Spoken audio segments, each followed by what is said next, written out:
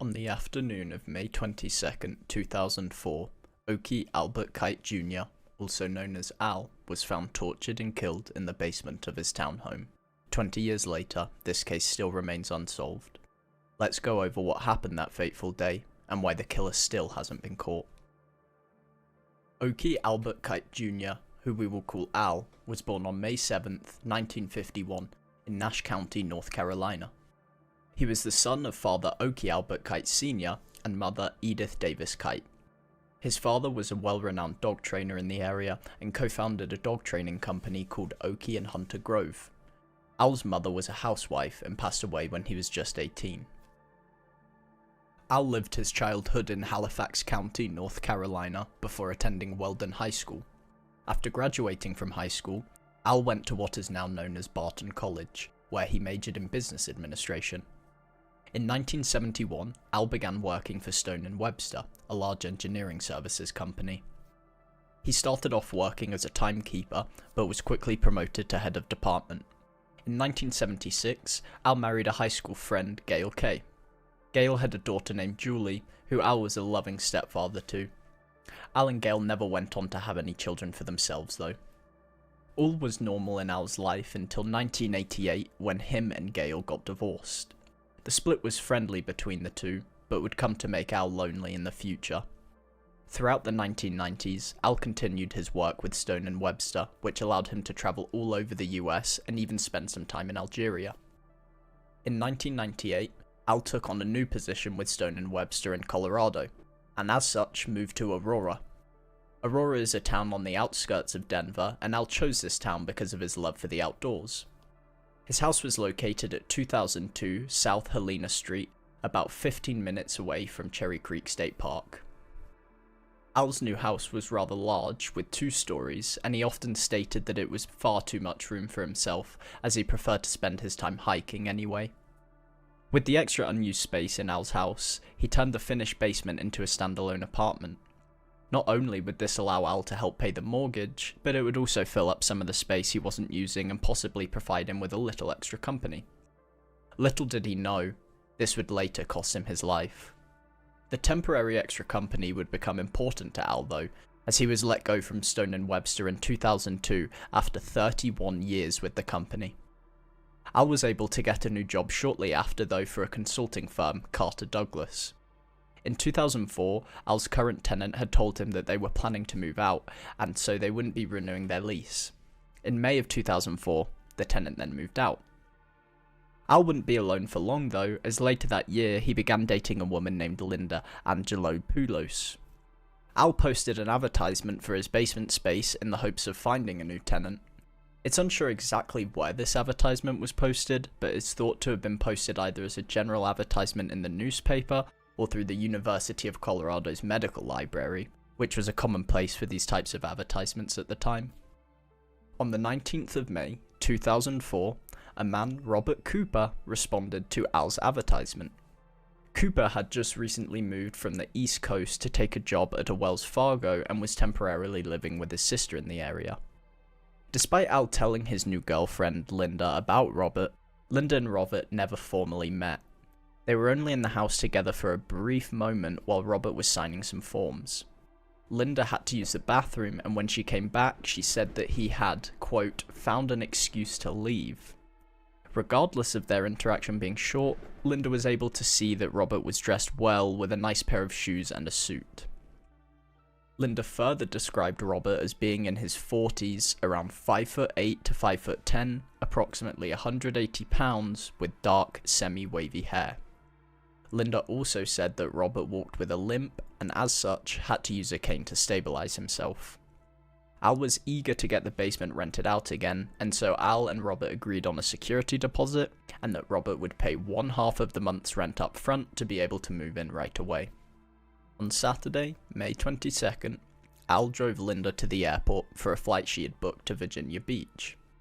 Al and Linda had planned for her to call him once she had landed, and at 3:30 PM that day, Linda landed and gave Al that call. Reports differ on Al's mood during this conversation. Some say he was in a good mood, some say he seemed distracted. Regardless of this, this would be the last time anyone ever heard from Al again.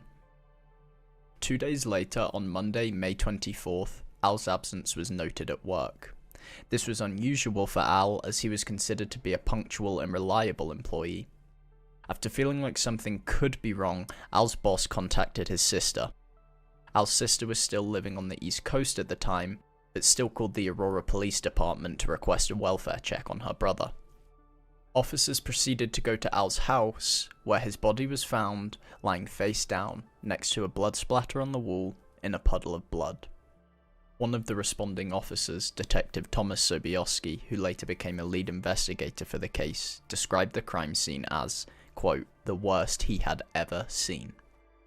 The coroner noted a wound located on the back of Al's head, indicating he had been hit from behind. Investigators theorized that this happened while Al was walking down the stairs to his basement.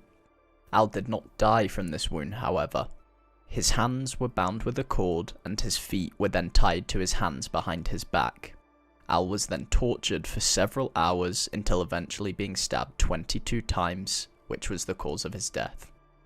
It was ruled that Al died the same day that he had spoken on the phone with Linda, May 22nd. The murder seems to get weirder though, as the killer then proceeded to eat food out of Al's kitchen, shower in Al's bathroom, sleep in Al's bed, and wear his clothes. When the house was investigated, it had seemingly been wiped down for any fingerprints or DNA. Bleach had been poured down the shower drain, and the killer had put any items that could have been touched in the sink. The sink was then also filled up with bleach. Among the items in the bleach were multiple knives, a drinking glass, a pen, and Al's car keys. Investigators immediately began working on trying to find a motive for the murder. They first theorized that it was just a methodically planned robbery, as Al's pickup truck and cell phone were both missing. This theory quickly shifted as later on May 24th, the day of Al's body being discovered, his truck was also found just over a block and a half away from his house. The car offered little evidence besides a few ATM receipts. In Al's home, trace amounts of DNA, presumed to be left by the killer, were found and submitted to a forensic database. When looking through Al's kitchen trash can, investigators found a discarded rental agreement. The agreement had the applicant's mailing address, social security number, phone number, and the applicant's name. The name read Robert Cooper. So if the police now had all of this information, how were they still not able to catch him? Well, the issue was the listed address led to a building at the University of Colorado's medical school, the social security number belonged to an unrelated woman, and a further check with Wells Fargo revealed that they had never employed any Robert Cooper in Colorado. Further discrepancies were found in Robert Cooper's story, as Al was not the only renter that Robert had talked to. A professor at the University of Colorado had also met with a Robert Cooper to discuss the renting of her property. Only the Robert Cooper that the professor spoke to didn't have a limp or a cane, and instead he spoke with a Romanian accent.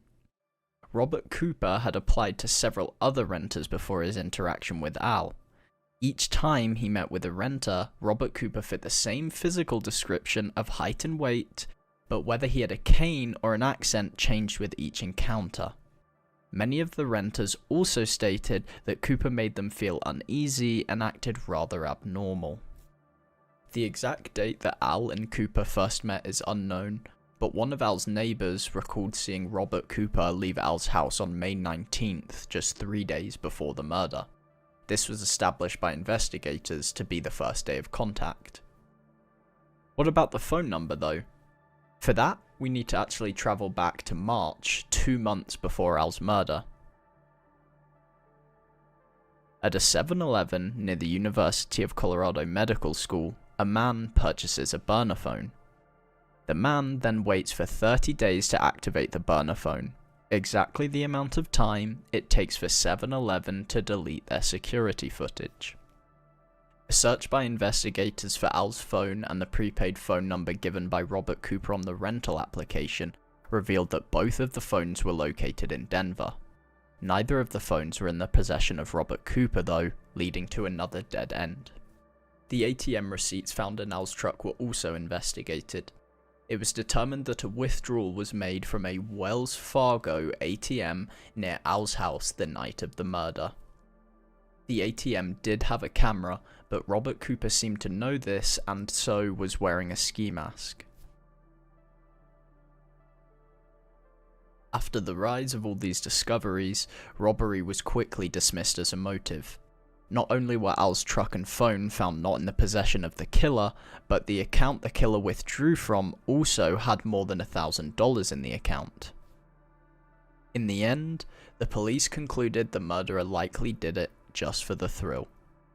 From the fingerprints and small amount of DNA the police have for Robert Cooper, they have concluded that it likely wasn't his first murder, and further theorize he is likely a methodical serial killer.